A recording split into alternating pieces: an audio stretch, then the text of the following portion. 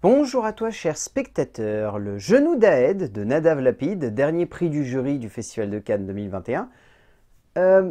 C'est un film qui semblait étrange. J'avoue que avant d'aller voir le long métrage, j'avais eu quelques retours venant du Festival de Cannes, allant du c'est intéressant à c'est complètement perché et accessoirement ça passait aussi par j'ai détesté, j'ai trouvé ça mauvais, c'est complètement nul, c'est à côté de la plaque. Enfin, les avis divergeaient réellement autour de ce long métrage, il n'y avait personne qui arrivait à se mettre d'accord. Je dois avouer que ça titille quand même la curiosité. Le résumé pour faire simple, Y est un cinéaste qui part au cœur de la vallée d'Araba pour y présenter un de ses vieux films dans une bibliothèque. Là-bas, entre déambulation dans le désert et discussion sur la liberté artistique, il va vite remettre en question ses idéaux. C'est complètement fumé. Nadav Lapid, son précédent métrage, Synonyme, j'avais trouvé ça bizarre. Mais c'était bizarre dans sa forme et dans sa manière de se concevoir, et je trouvais que le film avait quand même une attache dramatique et narrative assez simple qui permettait de rester accroché à son personnage principal. Le Genou d'Aed est complètement barré, prenant donc pour toile de fond l'histoire d'Aed Pamini, qui est une jeune femme qui a giflé un soldat israélien il y a quelques années. Mais ça n'est que la surface d'une œuvre qui brasse beaucoup plus de choses, qui parle à la fois d'un conflit israélo-palestinien bizarre, qui parle du Liban, qui parle de la frontière avec la Cisjordanie, qui parle du monde de l'art, qui parle de l'expression artistique et de ses limites dans le Moyen-Orient. Ça parle de tellement de choses, le film de Nadav Lapid, c'est hyper compliqué d'en faire une synthèse. C'est un film que je trouve très intéressant, en étant également beaucoup trop bordélique pour réussir à être clair dans ce qu'il souhaite réellement peindre à l'écran. Pour autant, c'est une expérience. C'est clairement une expérience de cinéma, bizarre, perché et biscornu, mais c'est une expérience de cinéma. Le cinéma aime chercher et donner un sens à beaucoup de questions. Qu'elles soient politiques, qu'elles soient humaines, qu'elles soient simplement reliées à un protagoniste ou à toute une cause, le cinéma aime jouer avec la société, avec ses tourments, avec ses problèmes, bref, avec son fondement et sa base, les êtres humains. Nadav Lapid nous offre une œuvre bizarre, un projet de cinéma qui se veut être un immense message sur l'Israël et ses fondements politiques modernes, ainsi que sur les questions artistiques et politiques qui en découlent, au cœur d'un moment de cinéma assez allumé dans son genre, complètement iconoclaste et unique, pas toujours réussi, mais singulier et jubilatoire. En termes d'écriture, Nadav Lapid est cité comme étant le seul auteur, mais je soupçonne, comme pas mal de gens, qu'il y a également son frère, Naïm Lapid, qui lui a filé un bon coup de main à l'écriture. La trame narrative de ce long métrage est très complexe à cerner. En soi, elle est aussi complexe que finalement très simple. C'est juste l'histoire d'un réalisateur qui va aller présenter un de ses films en province. Ça peut sonner comme très anecdotique, mais la manière avec laquelle le film se structure, se met en place, se conçoit, c'est barré. C'est réellement barré parce que c'est pas vraiment simplement l'histoire d'un réalisateur qui va présenter un vieux film en province. C'est plus l'histoire d'un metteur en scène qui, au jour de mettre en scène une œuvre politique à un point extrême, se pose la question du politique au sein du cinéma et surtout des limites du gouvernement et du ministère de la Culture sur ce qui doit être accepté en termes de création cinématographique au sein de l'Israël. Donc, c'est clairement une mise en perspective du travail d'un scénariste qui conçoit son œuvre en fonction de ce que l'État pense d'une œuvre d'art au sein de son pays. Est-ce que vous commencez à comprendre à quel point c'est une œuvre qui vraiment va chercher des thématiques très loin, peut-être trop loin, pour au final desservir un petit peu sa trame narrative principale? Parce que honnêtement, la trame narrative principale de l'œuvre est par moments presque inexistante. C'est un film qui dure 1h50, qui donne l'impression d'être un peu plus long, et en même temps on se demande si on pourrait réellement retirer quelque chose de la base même de l'écriture de ce film. Parce qu'au final, il se passe peu de choses au sein de cette aventure cinématographique, et qui plus est, j'irais même jusqu'à dire qu'il ne se passe pas grand-chose, qu'on est plus spectateur d'un petit instant suspendu dans le temps où un homme va se poser des questions et où nous, au milieu de tout ça, on est un peu laissé au milieu d'un cerveau en ébullition. Et ça se ressent encore plus par la mise en scène qu'on évoquera après.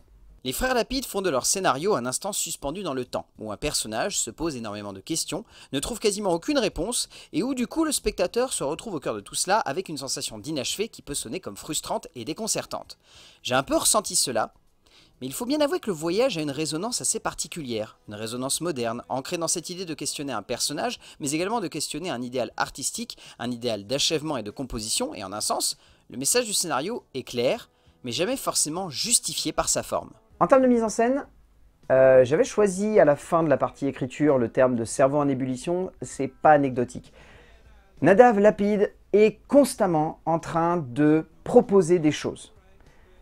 Et quand je dis constamment en train de proposer des choses, c'est-à-dire que sa mise en scène et sa caméra sont à l'image, je pense, de son esprit artistique. Constamment en train de bouger, d'évoluer, de se rythmer, de se balancer en fonction de ce qu'il se passe à l'écran. Ce qui donne lieu à des scènes aussi perchées qu'une caméra qui va littéralement partir dans tous les sens avant de se restabiliser sur un dialogue alors qu'on n'a pas entendu le début du dialogue. Ça va également sur une scène de danse en plein milieu du désert où la caméra passe son temps à aller dans tous les sens, à être à l'envers, à faire des plans. C'est très bizarre. C'est très bizarre en même temps, c'est très intéressant. Parce que ça nous plonge vraiment dans la psyché du personnage principal. On est constamment en train de se dire, ce mec n'est clairement pas en place et il se passe beaucoup trop de questions dans sa tête pour réussir à être stable, pour réussir à être fixe, pour réussir à être figé. Et c'est une expérience de cinéma, comme je l'évoquais au début. Visuellement, d'un point de vue rythmique, d'un point de vue montage, d'un point de vue dramatique, c'est une expérience de cinéma. Ça se vit dans l'instant, c'est complètement barré, c'est complètement perché. On n'arrive pas forcément à tout suivre, mais pour autant, on est fasciné par ce qui se passe à l'écran. Et on se dit que ça, c'est ce qu'on devrait ressentir devant beaucoup de films. Une sensation de surprise. Et c'est ce que j'aime dans le film de Nadav Lapid. C'est jamais complètement abouti, c'est complètement bordélique et c'est complètement perché, mais c'est vraiment intéressant à voir, quitte à peut-être ne pas aimer, mais c'est hors du temps et c'est complètement atypique. Le cinéaste israélien ne fait rien à moitié au cœur de ce métrage, cherchant le plus possible à mettre en forme un moment de 7e art qui résonne comme iconoclaste, comme déjanté, comme unique, même d'ailleurs, comme totalement déglingué même par une composition du cadre et du montage assez explosive. Ce n'est pas une œuvre faite pour convaincre, ce n'est jamais un moment de cinéma qui cherche à être accessible, mais qui cherche plus à mettre le spectateur dans une position complexe où les repères habituels du cinéma ne seront jamais présents pour l'aider à se plonger au cœur d'une œuvre surprenante, étonnante, déconcertante, allumée et déjantée, voire simplement rare. En termes de casting, Nour Fibak est extrêmement bonne dans le rôle de Yala Home. Je l'ai trouvée excellente et elle arrive très bien à porter le personnage. On peut citer Oded Azoulay, on peut citer Michael Benkovitz-Sassou, on peut citer Ronnie Bixbaum, on peut citer Pnina Brat-Tsevdaka. Après, c'est vraiment du tertiaire, voire limite des acteurs qu'on ne voit quasiment pas. Mais surtout, le film vaut le coup d'œil pour l'acteur principal, qui a une interprétation très particulière du personnage de Y. Tellement bizarre que je pense qu'il y en a certains qui vont qualifier son interprétation de mauvaise. Je pense pas. Moi, personnellement, j'ai beaucoup aimé parce que je trouve qu'il arrive très bien à jouer ce réalisateur complètement perché qui, je pense, est un alter ego de Nadav Lapid. Et en faisant ça, il le fait très bien.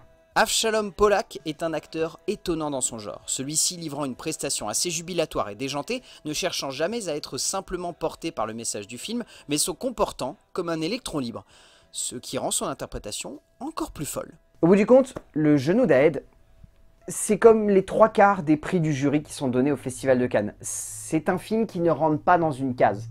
Ça n'est pas un film classique, ça n'est pas un film qui va renouveler un genre, mais c'est un film qui propose une expérience de cinéma qui sort des gonds, qui va voir ailleurs.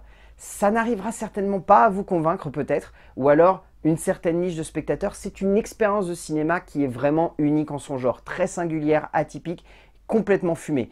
Jamais stable, jamais fixe sur ses positions, qui passe son temps à balancer des idées, que ce soit des idées scénaristiques ou des idées de mise en scène.